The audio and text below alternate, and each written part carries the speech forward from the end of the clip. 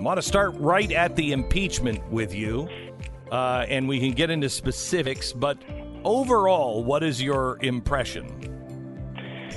Well, I call it Adam in Wonderland. Adam Schiff has dominated the proceedings, and he's an interesting guy, Adam. He's demanding a fair trial that removes Donald Trump. All right? Yeah, that's not how fair trials work, Bill. Yeah, if it doesn't remove him, it's not fair. But we want a fair trial. And he's talking to the teacup, and he's talking to, all of the Adam in Wonderland characters. So the big story is how Americans are processing this, all right? Do they like this? Do they feel that this is beneficial to their lives? Nope. I have to say, I'm asking everybody that I run into. We're talking about waiters and deli counter people and mechanics that fix your car. Is this good for you? You think this is worthy? As 100% no. I don't get anybody who goes, oh, yeah, this is really good for the nation. It shows we're a vibrant democracy and we're interested in fairness. So I think that once it's over, and I hope that's pretty soon, maybe another 10 days, it wipes out, by the way, the Iowa caucus. It just wipes that off the face of the earth. Sure does. I think that people will say, you know what, we don't want a replay of this. We got to really re-examine who we're going to vote for. So we have members of the House right now, Maxine Waters is one of them, that says, we're going to try him again. We'll do it again. No, that won't happen. Maxine Waters, come on. That's not going to happen. Once this is over, then it'll be full-time campaign. And the media, which is driving this, if you read my column last week, you know that the media is driving impeachment. That it would not have happened without the New York Times, Washington Post signing off on it.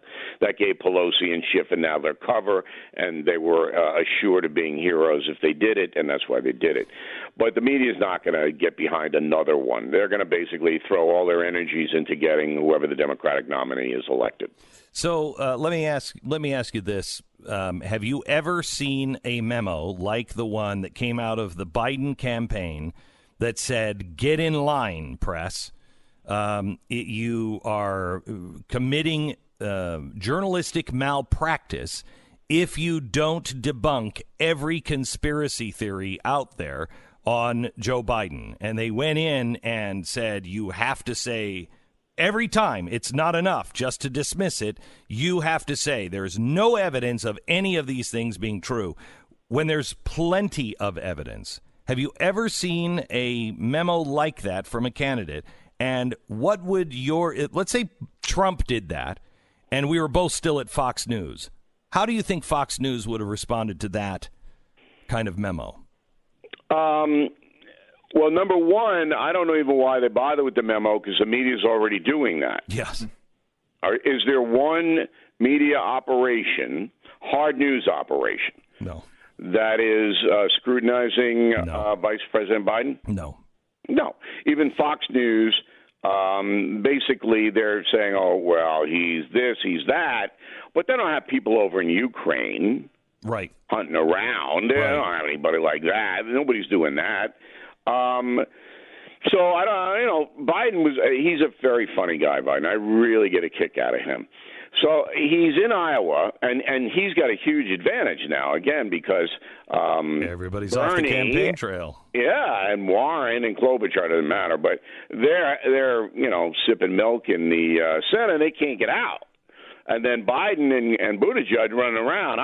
Yeah, this is great. So one reporter had the temerity, word of the day, Stu, to ask Biden, hey, if you get called, subpoenaed by Republicans in the Senate, are you going to go in there? Oh, no, it's a constitutional issue. I go, whoa, wait, isn't that what Trump is saying? Trump says we have executive privilege. We're not going to parade these guys in there. That's ridiculous. Biden's saying exactly the same thing. Exactly. I'm not showing up there. Are you kidding me? I'm vice president. I'm not going to violate executive privilege, so forget it. And nobody, of course, reported or picked it up. It's exactly the same thing. So I think at this point, everybody knows this is a hollow exercise. Nobody's watching it. You see the TV numbers? Oh, awful. And nobody's covering it. ABC, NBC, CBS, no, they're not even forcing us to watch it, you know? No, but NBC, again, very funny. MSNBC, the commentators are going, some of the Democrats aren't even paying attention to this. Do your job. They're sobbing that senators are nodding out. And then who is it that was playing a little game? Oh, Elizabeth Warren apparently was playing a little tic-tac-toe. Sheet. Bill, honestly, yeah. I would be fashioning a noose for myself if I were sitting in the Senate right now. This is what the Democrats have done for 24 hours is made the same case with no new evidence over and over again. At some point, you're like, I got it. If it was Jennifer Aniston doing it, okay, but do I have to look at Nadler for hours? No. And it's not just that you've got the spooky, creepy eyes with Adam Schiff and Jerry Nadler. There is nothing interesting. I would chew my own arm off to get out. Well, I'd like to see that, Beck. You chewing your own arm off. Well, I'd have to be a senator. That would be very interesting. Do you think they have the old timey rule about the milk and the water just because they knew senators would just be drinking? Maybe. I mean, the best rule is no electronics. I mean, they're in detox. Yeah. These people, their thumbs actually move if you watch their hands. Right. There's nothing in them, but the thumbs move like in a spasm. No, they're torturing. McConnell is torturing these senators. And he's saying, this is ridiculous, so we're going to torture you and so you will do it again. So here's the thing. There is nothing so far that I've heard that would sway anybody either way. The polls show that. Right. Americans say, number one, I think this is boring. And number two, if I'm a Democrat and I hate Trump, I want him out of there, and I don't really care whether there's any evidence. I just want him out. And if I'm a Republican and I love Trump, I don't even care if Trump went over there with a baseball bat like Al Capone and the Untouchables and killed everybody. I still love him, and he's not going anywhere. So how does this end? Do you think that the Trump lawyers, because I just talked to Ted Cruz a few minutes ago, and he is looking for a very interesting Saturday and next week when the president steps to the plate, because he believes that the Democrats have opened themselves wide open for all of the stuff that is the president's vindication, all of the corruption that was going on with Burisma and Pravat Bank. All of that stuff looks like it's going to come out next week. But Americans aren't going to pay attention back, even if it does come out. Just as we just said 2 minutes ago, they don't care. It's if I like Trump, let's get this over with. If I don't like Trump, I don't care what you have. Let's throw him out. So, the people who are really micro involved in this, I guess they'll be excited next week, but it's Super Bowl week. I'm actually going to the game, and that's what people are going to be talking about next week. Yeah, so Stu. Stu's going to be there. I'll be there too, Bill. You want to hang out? You want to maybe grab dinner? I'll meet you in Orlando, Florida, Stu. Oh, okay, great. Just right there at that place. Yeah. Okay. Yeah, okay. I'll just wait there for you and just let me. Yeah. Okay. Just wait. If I'm a little late, don't get nervous. Okay. But anyway, Beck, I disagree with you. I just don't think there are any headlines coming out of this. Well, there won't be any headlines. They're done with it. It's over. Yeah, there won't be any headlines because the press is not going to report on what was said, and no one is actually watching this thing. So that leads me to this question, Bill. We are in a situation right now that I've always believed in truth, justice, and the American way, and I know we have problems and we've had problems. I know that injustices have been done in the court system, et cetera, but this is the eyes of the world are upon it. Everybody is watching this in a way. History is watching this. If this is the kind of lies, deception, corruption that they can get away with on the president of the United States, what chance does the average human being have if you cross these people? This is so obscene, it makes me lose complete faith in justice.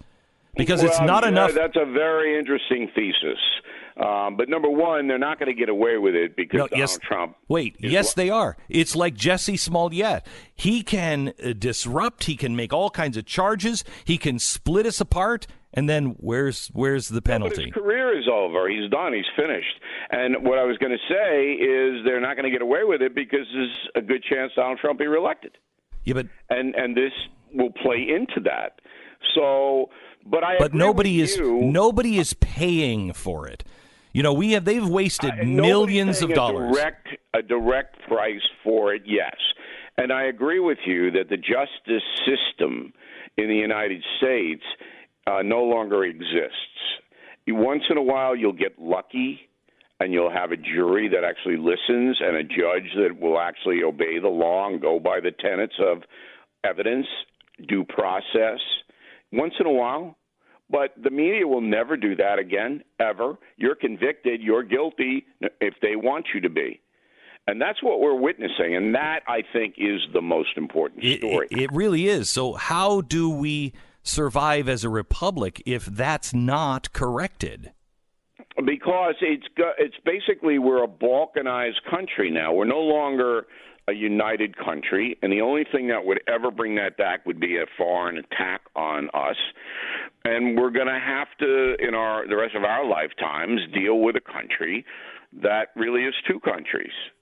One country believes that America is noble, and it always has been, despite slavery and despite mistakes that we've made in our historical past. And the other country believes we're a bunch of exploiters, white supremacists, all of that. That country doesn't exist. Not going to change. Yeah, and that country doesn't last. It just doesn't last. There's no way you can serve two masters like that because they're not there yet to control. That's why this coming election is the most vital in our lifetime. And I'm hoping, I'm praying that a message will be sent to the radical left and the corrupt media. You lose. Okay, I want to talk to you about that message in Iowa, and because we have the Super Bowl, then we have Iowa, then we have the State of the Union, all boom, boom, boom, one right after another while the impeachment is going on. So let's talk about politics in 1 minute. If you ever bought or sold a home in your life, you know that the process can be really overwhelming, and a good real estate agent is absolute key. So what do you do? Especially if you're looking for some advice on how do I get my house ready? Should I, replace the roof, get the deck repaired, paint the interiors, exteriors? What do I do? And the buying end. Maybe you think you know what you're doing when you go into it, but do you really? It's a big decision. So you need the right representation. You need somebody that's working for you. Real estate agents I trust, and not just somebody who's working for you, but they have the best track record in your area. They know the best practices for real estate. They're committed to making sure you're well taken care of, and they have the history of doing it right and selling the most homes on time for the most amount of money in your area. That's exactly who you're going to find at realestateagentsitrust.com. It's a network from all over the country of the best real estate agents with the solid records for a lasting time of getting it really done and done right. Realestateagentsitrust.com. Buy or sell a home? Realestateagentsitrust.com. 10 seconds, station ID.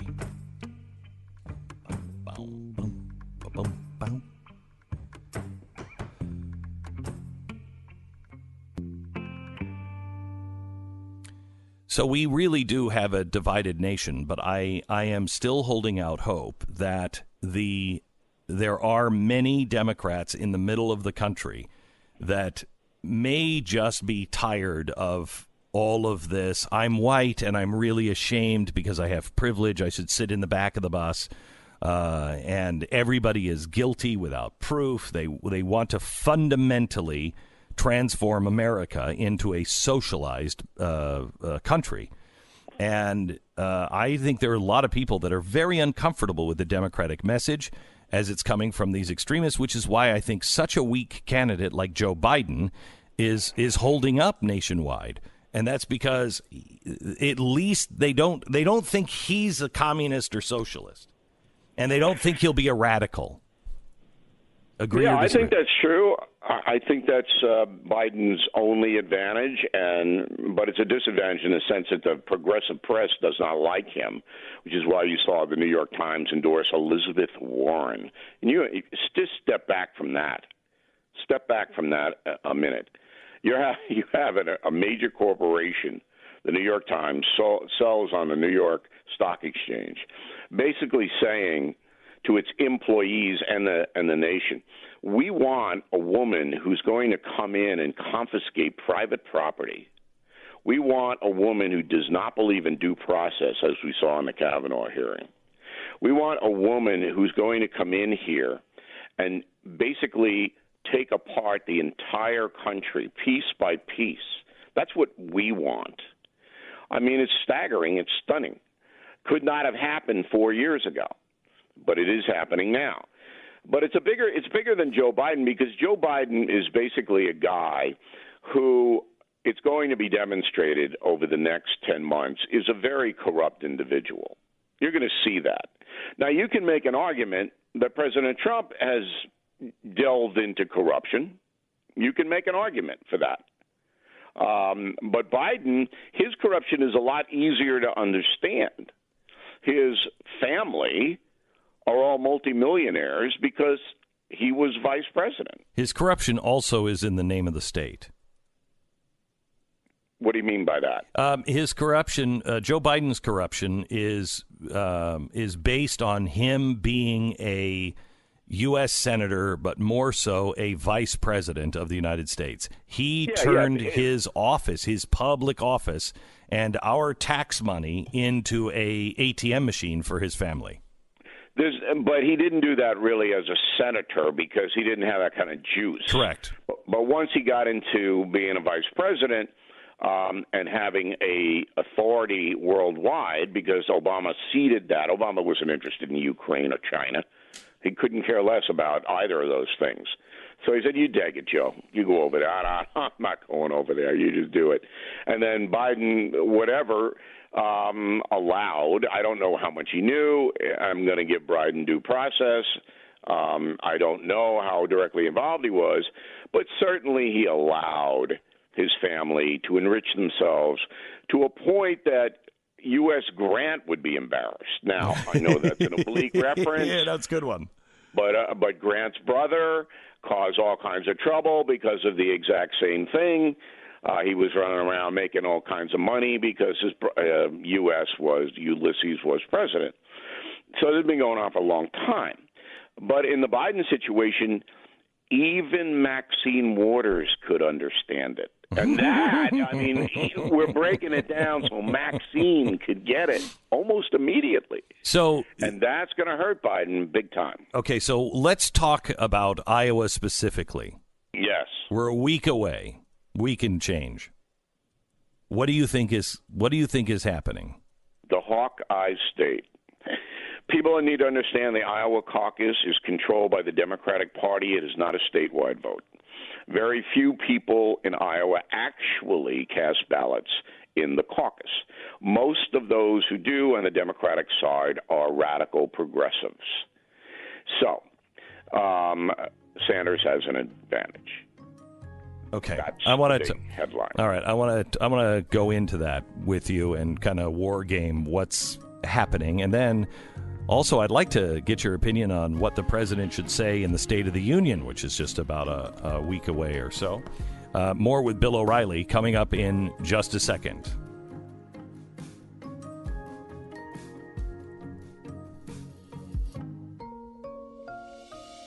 You're listening to Glenn Beck. American Financing, NMLS 182334, www.nmlsconsumeraccess.org. In a perfect world, you don't have to worry about unmanageable credit card debt or job layoffs or medical emergencies or car trouble or any of those kinds of things. But in the real world, you do.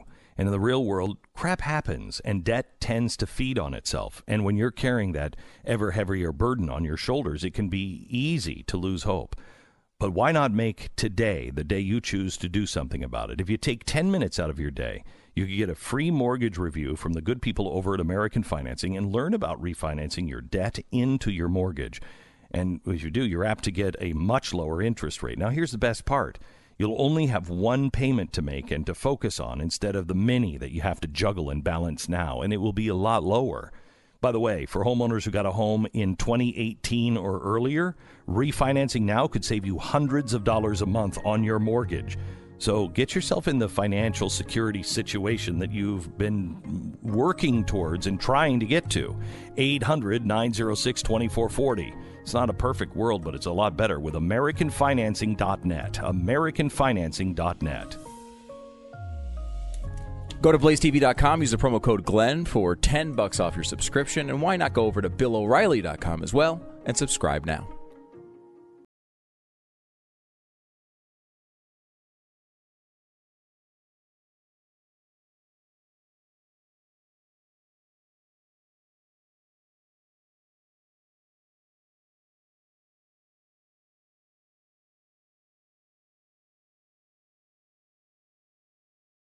Do you remember when you said about the anchor babies that there's nothing you can do about it? And I said, yes, there is. Right. And I was right about it. No, you weren't. I was right on the anchor babies. The courts have ruled twice against the anchor baby stuff. You'd have to get a constitutional amendment passed to overturn that. You might be able to do it. You might be able to do it, but you just couldn't. You don't have to do a constitutional amendment. This goes around and around. You need an act of Congress.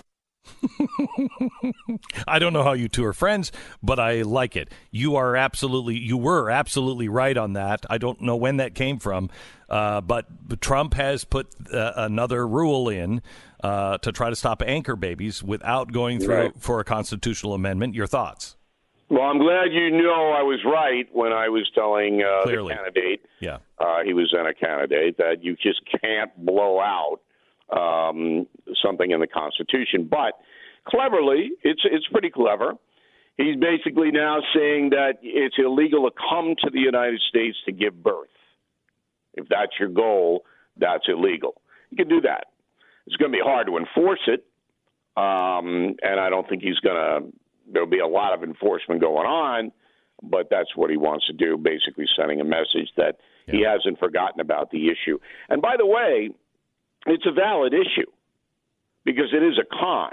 I mean, people are coming here to give birth, so their kids are American citizens. They're going around the legal immigration process. So I'm not sympathetic to the anchor baby industry, but it is in the Constitution. It's what they call a loophole. All right, let me go to, speaking of babies, let me go to Trump is the first president to speak at the big pro-life rally, March for Life. Yeah, today. Very interesting. If you read The United States of Trump, he was never real interested in this issue, and most of his life he was pro-choice. Now, the conversion to pro-life, I can't tell you how that happened, but he knows that his base is primarily pro-life people. But I think it would be wrong and cynical of me to say it's a political play. He may have thought about the issue and says, look, unborn babies need protection too. So it is a historical thing that's happening today. It'll get no media coverage, as you know. But it is a huge development, at least for those members that believe in life. All right, let me go to Clinton and Tulsi Gabbard and her lawsuit against Hillary Clinton. Yeah, it's going nowhere. It's an opinion. She's not going to be able to show damages. Tulsi, you have to do that if you're a famous person. Tulsi's a really interesting person. Keeps herself in the limelight by doing all this. Genuinely despises Hillary Clinton. Really doesn't like her. I'm just giving her some jazz, giving her a hard time. See, I don't think this is giving her jazz. I think if that was me and I was running and trying to, be president and have credibility, if another candidate came out and said, yeah, they're grooming her and the Russians have her on their radar and they're helping her right now, that's really damaging, really damaging. She has to show it, though. She has to show, look, I lost this amount of votes, and I can prove I did. And she might be able to say she didn't get into the debate. That's probably her strongest argument. I just don't, in America's court system, we talked about this in the last segment, very little justice going on. Did Hillary Clinton defame her? Yeah. Yeah. And if we had the British system of litigation, civil litigation, Mrs. Clinton be in trouble. Is this bill? But here in the United States, you can say and do anything to famous people almost and get away with it. Is this bill just about settling scores for Clinton? Because she keeps coming out. She did this Tulsi Gabbard thing, and Gabbard, famously endorsed Sanders in the primary. It was a big deal at the time. She's kind of wanted revenge since. Then we have the additional thing where 2 weeks before Iowa, she's on this documentary talking about how no one likes Bernie Sanders. He's not effective. I mean, is this just about settling 2016 scores for Clinton? She's an unhappy woman. We all know that. I mean, she's just hasn't been able to realize what she wanted to be, which is president of the United States, being a senator from New York, being Secretary of State. It wasn't good enough. She had to be president. She's not going to be president. She doesn't like Bill. She's just not in a good place, and so she lashes out. I mean, that's my amateur analysis of her. The coronavirus. This virus in China, they have now put. Yesterday it was 11 million people. Today I think it's 34 million people, and shut them off from the rest of the world. They've just closed these cities down. You can't come in or out. And in China, you can do that. I mean, they say you're not coming out of your house. You're not coming out of your house. So there's not a lot of constitutional rights in China. Right. So what's like really going on?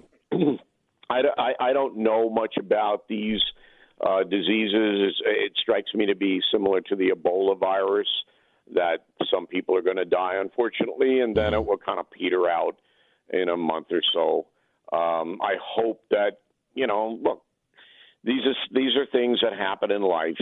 They're like disasters. Australia's on fire, and there's nothing anybody can really do about it. One last question on the Australia fires. Stu gave me a stat last week that I could not believe on the Australian fires. Basically, the amount of acreage burned in Australia is actually on the low end of the last 20 years. In fact, it's, I believe, the second lowest year so far over the past 20 years. The difference here is that it's hit more populated areas, which is why people are freaking out about it. But that wouldn't, the populated areas wouldn't indicate an increase because of global warming. It would be the total acreage that would be the issue there, which obviously is not showing up. And the media has made it seem as though this is the biggest fire of all time.